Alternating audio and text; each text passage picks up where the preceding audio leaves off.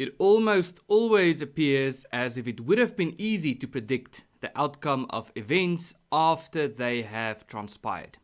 Looking back, it seems obvious that the Allies would have won World War II, that the South African Constitution would have been written in a particular way, that Donald Trump would have been elected President of the United States in 2016, and so forth. Yet, when we have to predict the future outcomes of events currently unfolding, we discover that it's not quite that easy. This is because historical events provide retrospective clarity, which creates an illusion of predictability. It provides us with the answers to questions that we didn't know how to answer before the outcome was clear. In other words, it tells us which variables and factors carried the most weight in determining the outcome. The truth of the matter is that the world is complex and that the list of variables that we might use to determine the outcome of, let's say, an election is almost limitless. Once a particular candidate is elected, it's easy to retrospectively identify those variables that turned out to carry the most weight. If Hillary Clinton won the US presidential election in 2016, it wouldn't have been that difficult to conclude that this was inevitable based on factors that did in fact play some role during the election. For example, Clinton had more experience in governing. Trump was perhaps too brash in his approach, and so forth. Of course, there were variables that played in Clinton's favor, but we now know that those factors turned out not to carry as much weight as those that favored Trump. These factors that favored Trump include Clinton's unlikability, that a great deal of people wanted an outsider to win, that Trump's bull in a china shop approach turned out to be an asset, that his supporters turned up in much higher numbers to vote as a result of their enthusiasm for their candidate, as opposed to a lack of enthusiasm for Clinton among Democrats, and so forth. Furthermore, when trying to predict the outcome of unfolding events, of which the outcome is yet to be determined, we have a natural proclivity to attach more weight to the facts that we agree with or deem more important from our own frame of reference. And this is partly why people tend to predict that their party, their candidate, or their team would win. Another major reason why it's so difficult to predict the future is that we have a tendency to attach far more weight to the smaller details that confront us than to the macro factors and trends on which these details are shaped.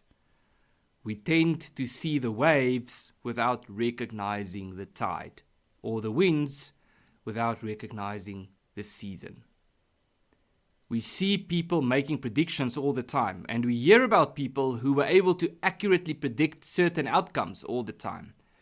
Yet it remains a fact that people tend to keep quiet when their predictions were wrong, while boasting or even gloating when their predictions were even vaguely in the right direction. And so we fall victim to several fallacies, including the following.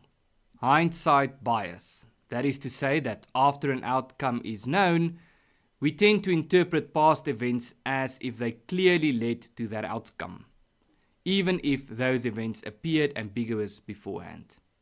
And then we have overconfidence bias, which means that when making predictions, we tend to overestimate our certainty or skill, downplaying complexity and the unpredictability of variables outside our control. We also have the problem of pattern recognition and overfitting, which means that we naturally look for patterns, sometimes seeing structure where structure doesn't exist, leading us to draw predictions from patterns that might actually have been coincidences. And then, of course, we suffer from confirmation bias, which means that once a prediction is made, we tend to seek information that supports this prediction, filtering out contradictory evidence. The lesson here is that it's not quite as easy to predict outcomes as we tend to think. The good news is, though, that there are certain guidelines that we can bear in mind when trying to do so. guidelines that will help us steer clear of these fallacies. And here are a few. The first, recognize complexity. Recognize that the world is much more complex than we tend to think, and that complexity brings uncertainty due to the fact that we tend to underestimate variables that are not top of mind, thus not recognizing the range of potential outcomes. Number 2, diversify perspectives, which means that we need to make a deliberate effort to objectively consider facts, viewpoints, and perspectives that do not form part of our existing frame of reference. Number 3, challenge assumptions. We need to challenge the assumptions on which our perspectives are based by testing it with facts, evidence, and arguments that seem to contradict it. This implies playing devil's advocate on the conclusions that we already hold. Number 4, accepting the limits of data and analysis. Data can be very useful, but also misleading, especially polling data. This is because data can only account for a certain set of variables while excluding many factors that influence human decision making. Number 5, beware of analysts. Analysts and experts are supposed to help us in making sense of the world.